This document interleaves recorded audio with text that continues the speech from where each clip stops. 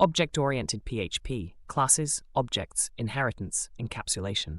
Object-oriented programming, OOP, in PHP is a coding style that uses classes and objects to create more modular, reusable code. It includes concepts like classes, objects, inheritance, and encapsulation. The code demonstrates basic OOP concepts in PHP. Animal is a base class with a protected property name and a constructor that sets the name. A method getName is provided to access the name. Dog is a derived class that extends animal, adding a bark method.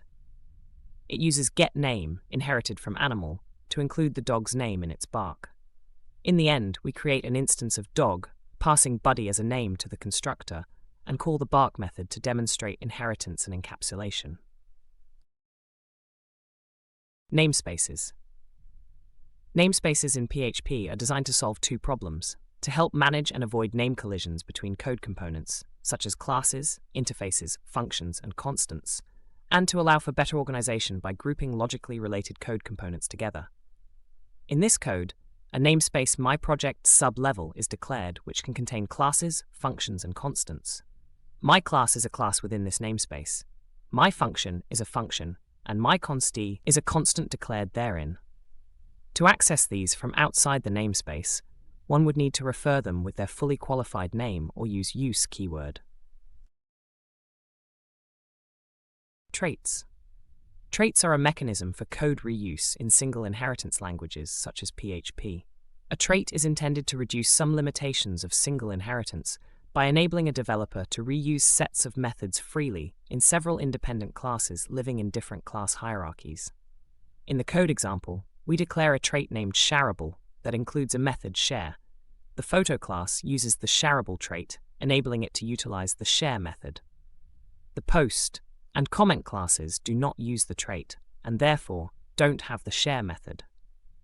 When we create an instance of photo and call the share method, it prints the message including the item being shared.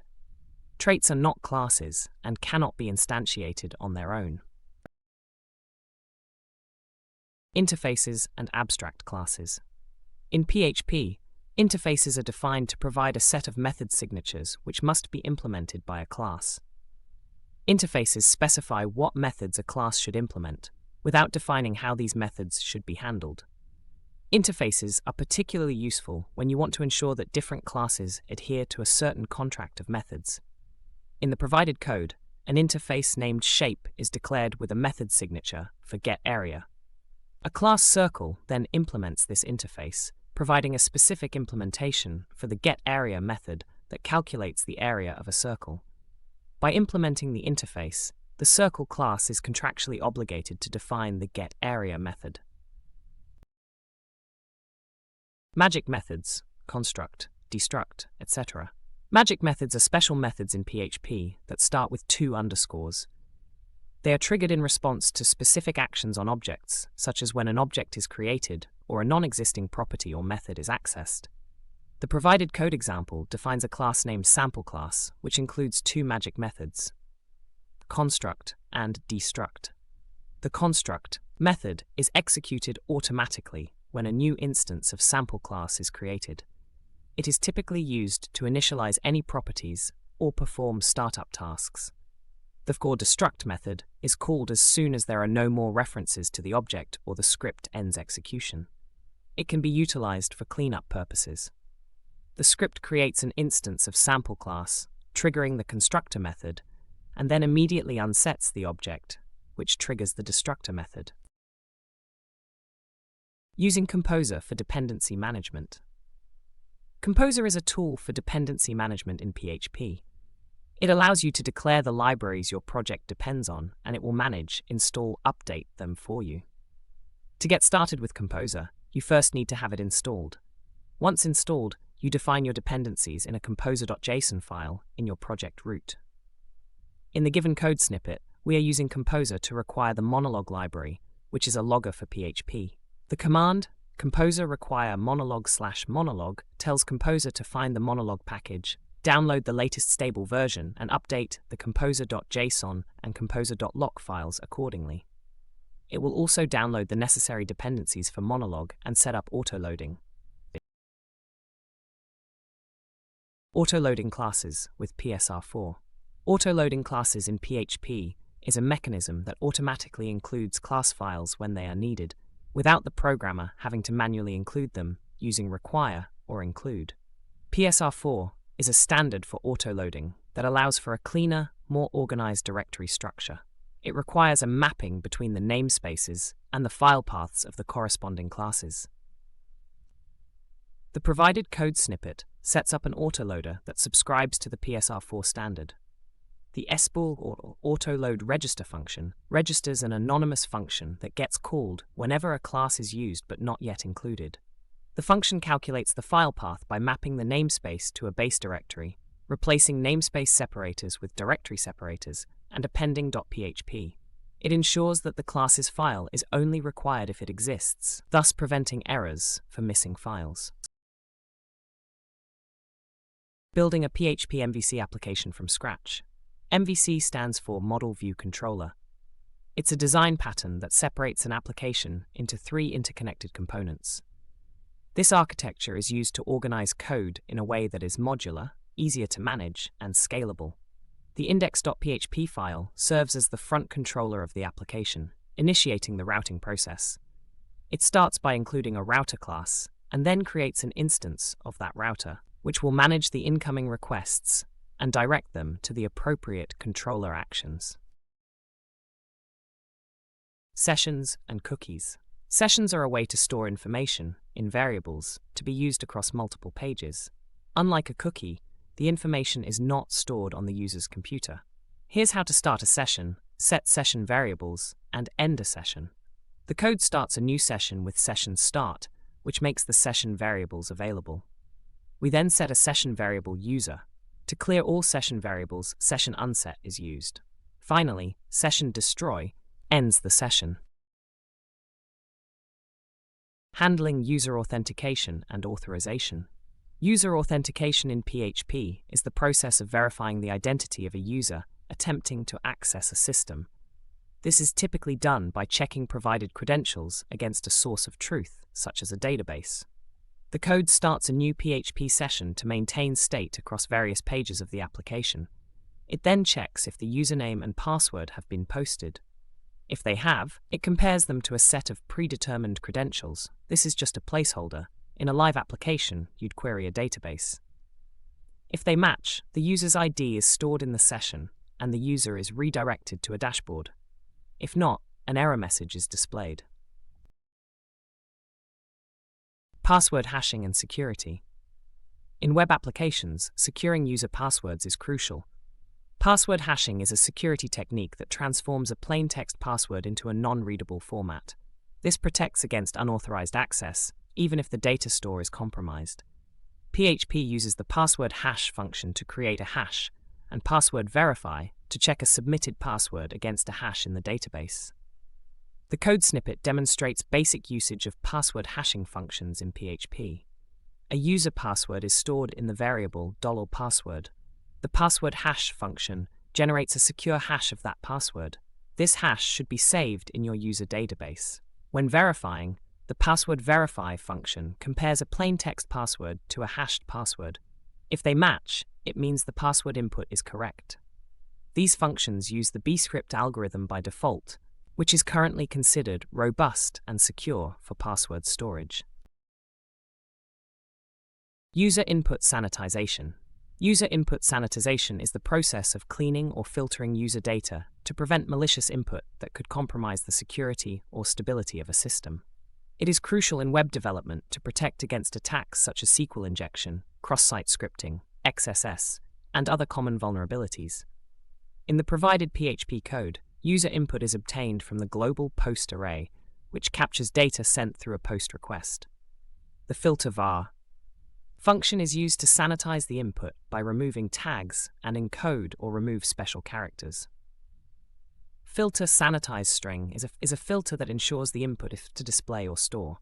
The sanitized input is then echoed out, which would now be safe to use in the application. Always ensure user input is sanitized before using it within your application. Cross-site scripting, XSS prevention. Cross-site scripting, XSS, is a security vulnerability that allows attackers to inject malicious scripts into web pages viewed by other users. To prevent XSS, you must ensure that any data received from users is properly sanitized before being displayed on the web page. In this code snippet, the HTML special chars function is used to convert special characters to HTML entities. The function takes 3 arguments: the string to be sanitized, flags for specifying the type of quotes to be encoded, and the character encoding. By encoding the characters, you're ensuring that user-supplied data is treated as plain text rather than executable HTML or JavaScript. Cross-site request forgery, CSRF prevention. Cross-site request forgery, CSRF, is an attack that forces an end user to execute unwanted actions on a web application in which they're currently authenticated. To prevent this, tokens that cannot be predicted by an attacker are typically used. These tokens are unique to each user session and request. The code above generates a random token using bin2 hex and random bytes PHP functions, which creates a 32-byte secure token. This token is stored in the user's session. When a form is generated, the token is included as a hidden input field. This ensures that every form submission is accompanied by this unique token, which should be validated on the server side when the form is processed.